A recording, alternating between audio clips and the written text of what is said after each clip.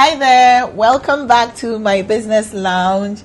This is the space where I get to share my entrepreneurial journey with you on the tips and strategies that have worked with me on this journey.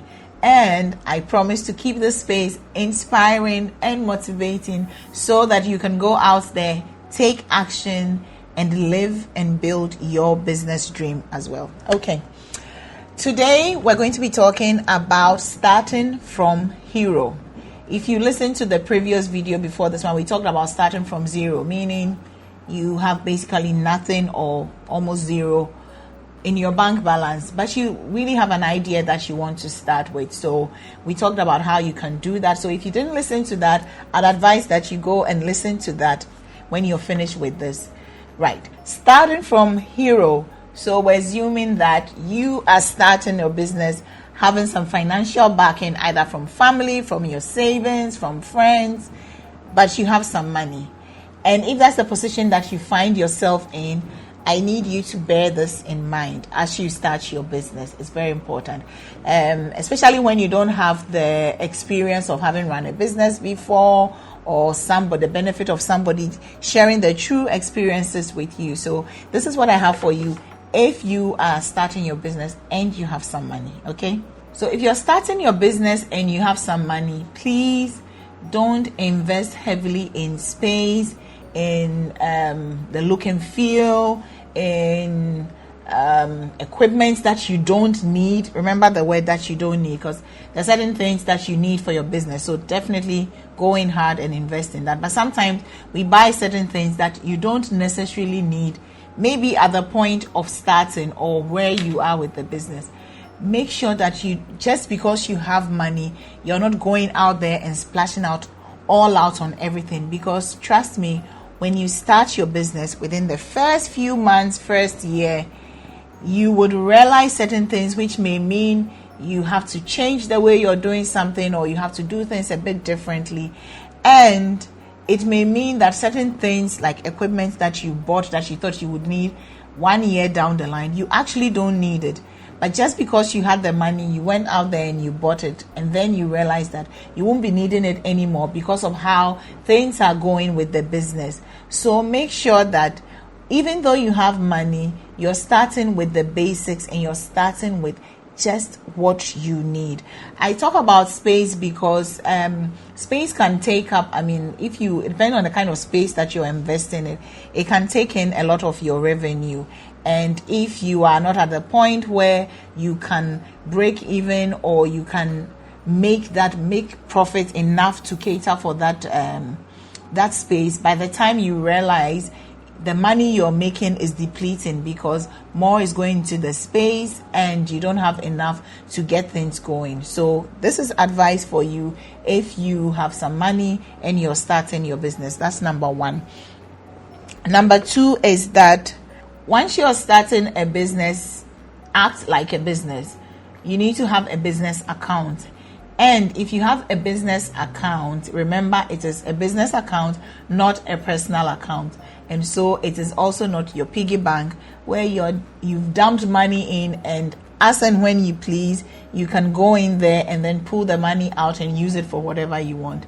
Everything that you do for your business must be accounted for. And so if you're going out with the girls, it's not with money from your business account. If you're going to chill somewhere, so it sort of relates to the other point I was going to make, which is paying yourself a salary. You need to pay yourself a salary if you are running your business and you have money, you don't have money. Whichever way, you pay yourself a salary, and so that takes away from dipping your hands into the account.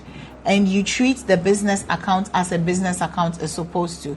If you don't know how to do that, find an accountant, sit with them and let them show you how you should treat your business accounts, your income, your expenditure, your expenses, what items fall under expenses. If I need some supplies at home, food and drinks for my fridge, does that fall under my business expenses?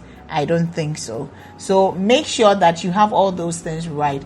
Once you're earning a salary, the things that you need to do for yourself, you use your personal salary to do that. Don't think that because it's my money and I started this business, I can always go and then take money from the account and splash out and buy gifts for people, or just do anything at all that I want with it. You need to be accountable for your money. I mean, sometimes when you start your business, you find out that you actually invest your own personal money into the business. Even at that point, you need to put things in place such that if you loan the business some money, the business pays you back. So it's all in the books.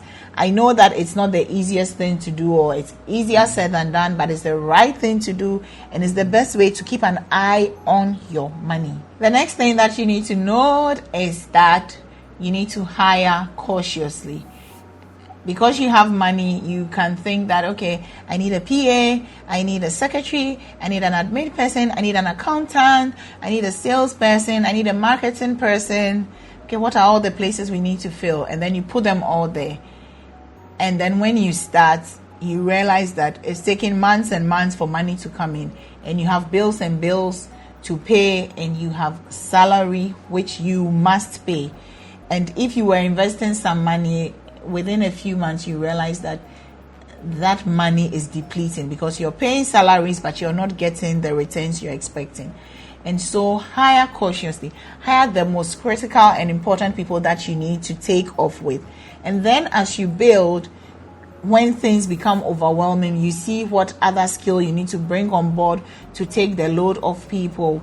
You do it in bits like that. So that's one of the important things that you need to do. I know I've made mistakes in hiring as an entrepreneur over the years, and so I'm sharing this with you to let you know that make sure that you're hiring cautiously and carefully. If you don't need it, if it's not necessary, don't hire. But when you get to the point where it's overwhelming, just one person doing the job is not enough, you need more hands so you can meet clients' deadlines, then you hire more people. So hiring at the right time and the right people is very critical.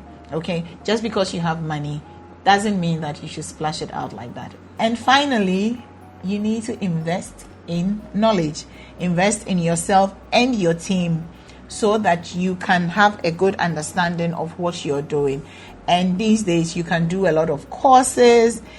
You can actually learn online about things that would help your business. And sometimes people underestimate the value of such learning, but it's so important and it gives you an advantage over other people. I always say that when you experience a client or when you interact with a client and they see the depth of knowledge you have, they see the depth of skill you have, they see how much you understand what you're doing and you know what you're doing, they are stuck with you. Because some people say they do XYZ, they may have the flashes of everything, but when you go down into it, they don't have an understanding of what you're doing, what they are doing. They don't know the business as well as they are supposed to know. And so after the first meeting, the client will just go next and find somebody else. You don't want to be that kind of person. So make sure you are investing in some knowledge for your team, for yourself. As a business owner, you need to learn general business management. You should know about accounting. You should be able to understand accounting so that when you have an account person working on your books, you know exactly what you're doing, what is expected of them. You need to know something about marketing. So all these things that apply to your business. If you're doing something that is IT related, maybe it's more technical, make sure that at least you can have some broad knowledge about what you're doing so that when people are working for you or with you, you are also on top of your game and they know that they cannot take advantage of you. So there you go. That's my advice for you if you are starting from hero. I have thoroughly enjoyed sharing with you today, and I love to hear from you because that means that it's not just one way. You see what I mean? So let me hear from you in the comment section. Tell me what you think. Ask me the questions that you want to ask me, and I'll do my very best to answer them. Plus, like and share this video. Sharing is caring, like I always say. If you've learned something nice, I'm sure that somebody else too would love to hear it. And subscribe to my channel if you haven't done so already, because there's more videos coming your way. I look forward to seeing you in the next video. Bye.